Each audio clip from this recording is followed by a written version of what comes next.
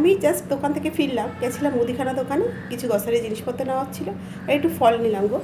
মেয়ের টিফিনটা দিতে নয় বড্ড অসুবিধা হয়ে যায়। যাই হোক, এসে গেছি দোকান থেকে।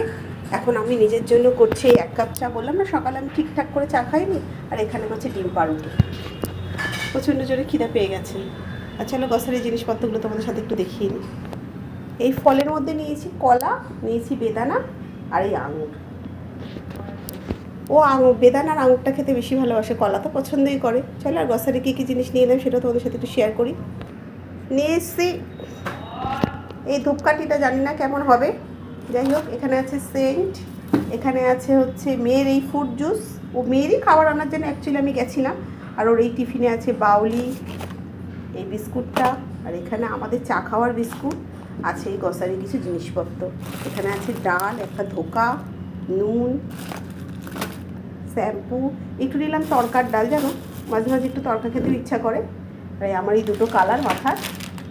আর এই চলো, সোয়াবিনও নিয়ে নিয়েছি, সোয়াবিনটা মাঝে মাঝে করলে হয়। এখন আমি খাবো টিফিন, কারণ আমার খুব জোর খিদে পেয়ে গেছে। একে তো সকালে ঠিকঠাক চা খাওয়া হয়নি, তার মধ্যে আবার দোকানে গিয়ে আরও দেরি।